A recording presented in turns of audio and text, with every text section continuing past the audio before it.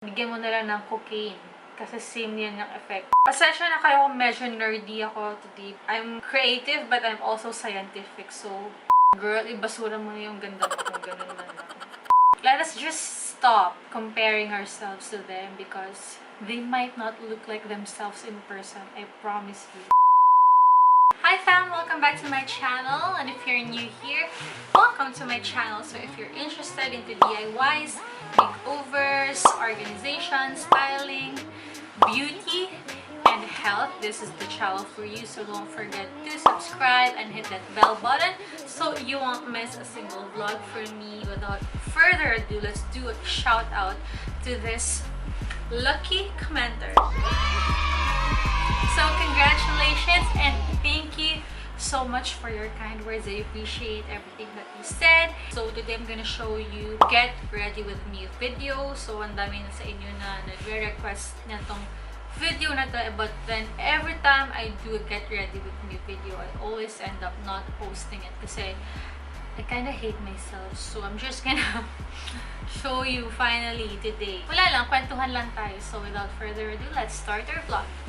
Hi everyone! I always end up not posting kasi first off, nainis ako sa mukha ko. Especially my skin kasi I've been really breaking out since this year. It's a challenging situation for me because puhunan natin yung mukha natin. So kanina, galing akong gym and then pag ganun ko sa hair ko, napansin ko na may mga dandruff pala ako. So gumamit ako ng Head and Shoulders, which I don't usually use it. And then, oh my gosh, na-irritate yung skin because you can see, if napansin nyo, parang may red spots na sobrang kate.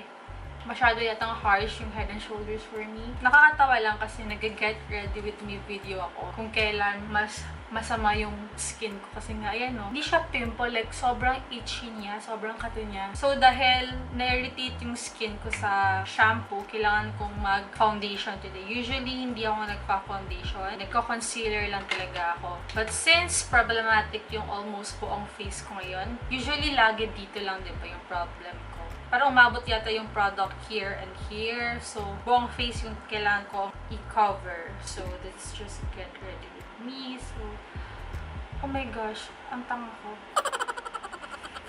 Hindi ko na-prep yung face. Okay, i-prep ko muna using this Amano Calming Serum. Diba gumawa ko ng vlog na no skincare for half year. That was until August. I started using skincare again. Thanks to my friend Joanne for giving me the skincare. Sabi ko, bibreak ko lang yung skincare fast ko kapag may worth it talaga na product na itatry ko. Kasi my skin is okay na walang skincare. Na-shock ako kasi ang dami niyang binili. Worth 5K, like 4 na products. Nasa ano na rin yun, medium to high-end prices. Para sabi ko, oh my gosh, ginastusan ako ng friend ko without, like wala naman siyang makukuhang benefit nito kasi hindi naman siya brand na magbibigay sa akin to promote whatever. This one is just purely generosity. So yun, sobrang na-touch yun talaga ako sa ginawa ng friend ko. To be honest, I'm not using these products every day because nga ayaw ko masana yung skin ko na gumagamit ng skincare. I just put skincare kapag mga makeup ako. Since I don't put makeup every day, I just put makeup kapag may film or may casting or whatever. So yun. Hindi ko sure though kung yung foundation ko is masyadong maitim para sa skin ko or maputi. But medyo hindi na siya kakulay ng skin ko. Oh my gosh, kahit may foundation na, parang kita pa rin yung ano, no? Sobrang kate niya, promise. I'm not kidding. Ngayon pa talaga siya lumabas kung kailan ako mag-film, diba? Nakakainis. Konti na lang, kailangan ko na mag-antihistamine. Namatay yung camera ko.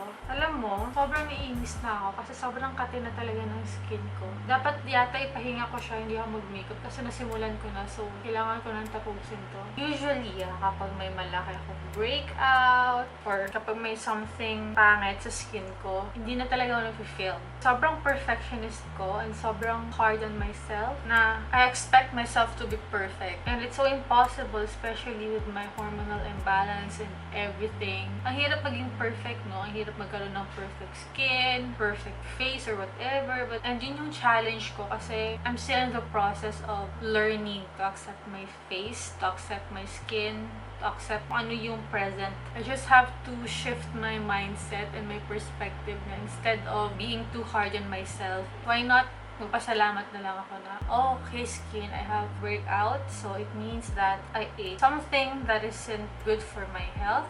And it's the way of my skin telling me na, Claude, watch out your diet. You're not fueling yourself with the right food. Usually, nagbe-breakout lang naman ako kapag kumain ako ng mga refined sugar, refined carbs, processed food. Okay lang ako sa carbs as long as natural. Pero yung mga processed, hindi niya ina-accept ng katawan ko. Nahihirapan siya i-metabolize. Hihirapan siya i-process. So, ang nangyari, kung ano-anong inflammation yung lumalabas sa akin. It may be annoying na ganyan yung skin ko, but kung katulad nyo ako na every time you eat something, nagkaka-breakout, or naging bloated, or sumasakit yung ulo, or nagiging depressed, may mga ganun eh. Ganun din ako minsan kapag nasobran ako ng junk food.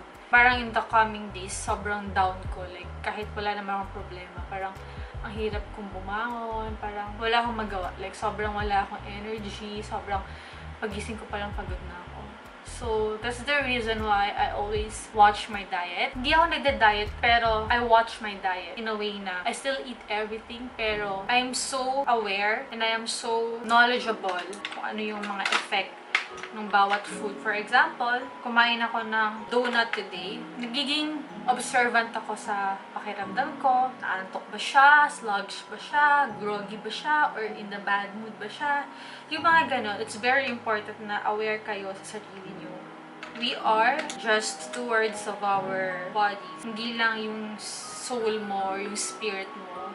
Your physical body, you have to take care of it. Well, of course, hindi yun kasing importante ng spiritual. The most important things are the things that are on the spiritual realm. But still, if healthy ka, you can do anything. Marami kang magagawa. A lot of times, I fall into the temptation of processed food, refined carbs, and refined sugar. Ang hirap kasi, especially if you live in an urban area, madami yung temptation ng fast food, restaurants. I'm trying to find balance na ayoko naman masyadong strict sa sarili ko to a point na hindi ko na na-enjoy yung life. Because life is too short. Sabi nga sa Bible, eat and be merry, for tomorrow you will die. But it doesn't mean na you have to eat all the bad things, because yung mga bad things na kinakain mo or iniinom mo, anong consequence niya? Yung health mo. And not just the physical health mo, but also with your mental health and sunod-sunod na yun. Akala nyo walang effect yung pagkain sa mental health. Meron, because mental and physical anatomy level, yung mga chemicals ng food mo, may effect yan sa chemicals ng brain mo. Kaya nga sabi nila, diba, kung papakainin mo daw yung anak mo ng donuts, bigyan mo na lang ng cocaine. Kasi same yan yung effect. Refined sugar are just as addictive as cocaine and other drugs. Advocate talaga ako ng healthy eating. Pero hindi ako perfect. But nagsasuffer kasi yung katawan ko eh. There are people though na okay lang, wala silang pimple, hindi sila nagkaka-breakout, or baka hindi lang sila aware na may other effects sa kanila, mentally or internally. Baka hindi lang sila aware. Pwedeng ganon, right? What do you think? Pasensya na kayo kung medyo nerdy ako today, because nerdy talaga ako in real life. Mahilig kasi ako magbasa-basa ng mga science. I'm creative but I'm also scientific, so I'm more on the artistic side. But yung left brain ko is sobrang malakas din, so most of the time, nagagamit ko siya equally.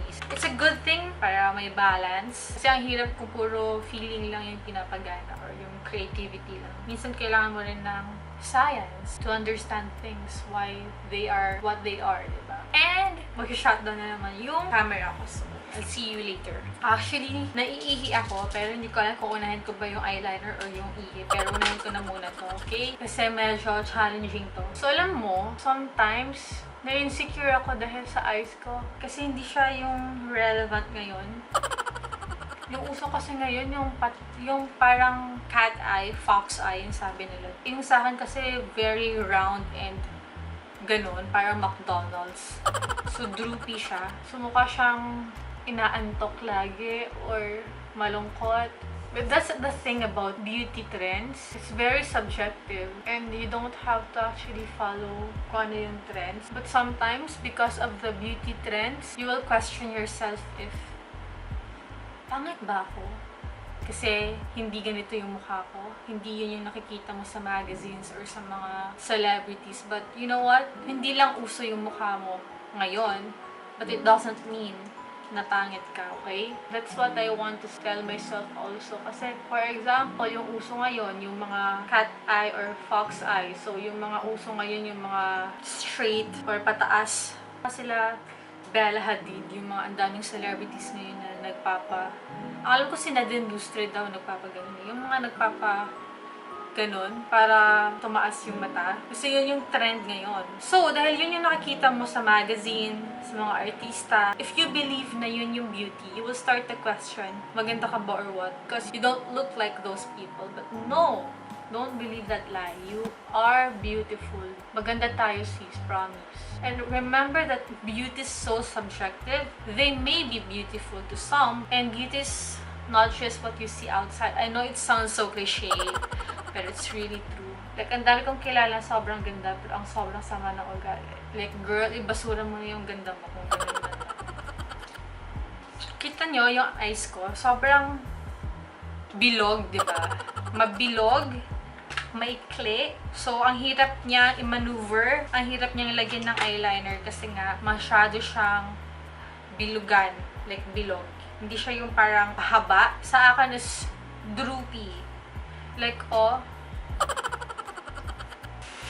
Okay, so, nilamig ako, guys.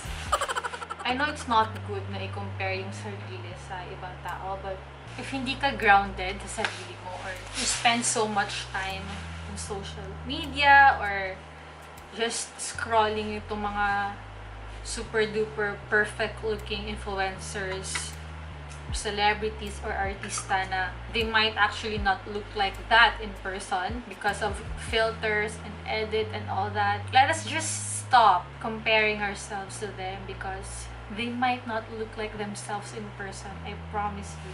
Kahit sa akin, okay? When you see me on my Instagram feed, most of the time, I'm on filter because ang cute ng filters and there's nothing wrong with that, diba? Come on, stop thinking na I look that gorgeous all the time because I don't. Like, nakita niyo yung mukha ko kanina? That's my face kapag walang makeup. Like, diba? I look so ordinary. Hindi ako pangit. Sometimes nagpo-post ako nang wala akong makeup and I don't care. Pero most of the time, like 90% of the time, I have my makeup. I have filter. Especially now, even if I'm comfortable with my skin and whatever, nagpo-post ako kahit may mga bumps ako dyan sa may mga pimples ako. I don't care. Pero fini-filter ko pa rin kasi nga aesthetics. And gusto ko na maganda yung feed ko.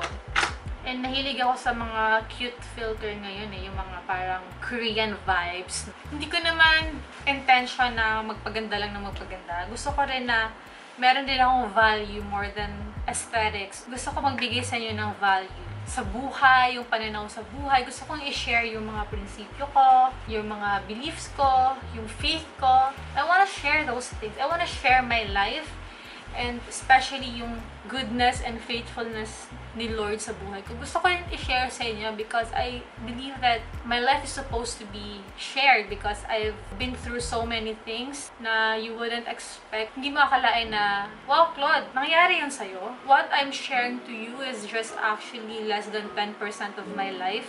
Sometimes feel like nag-overshare ba ako? But I don't wanna care about those things because it's worth sharing for, especially if it will inspire somebody na nandun din sa situation ko. Why not, diba? Like, you don't have to keep it to yourself. If makaka-bless naman yun ng soul ng iba, like, share it, diba? To be honest, there's like a tug of war. May side sa akin na very private. But there's also this one side of me na, Claude, you are a light to this world, you are a blessing, you are an inspiration. Come on, share it. So there's like a tug of war na ano bang gagawin ko? I-share ko ba itong nararamdaman ko?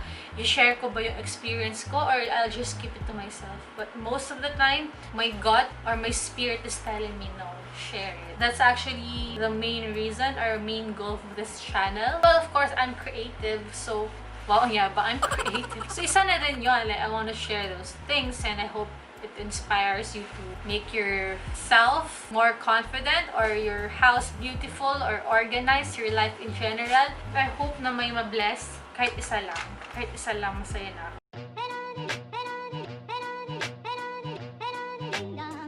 Pasensya na kayo kung medyo natagalan yung vlog natin today kasi ang dami kong na-share. I think I overshared, but okay lang. And then, I hope okay lang din sa inyo. And I hope nag-enjoy kayo and may natutunan kayo. Kung hindi man kayo nag-enjoy, at least may napulot kayong something from this vlog. Let's build this community together. Let's support each other, love each other, take care of each other, and make each other better versions of ourselves. So, yun, this is just my final look. And if you wanna see in-depth tutorial of how I styled my hair like this, dahil hindi ko na sinama dahil medyo masyado na siyang mahaba.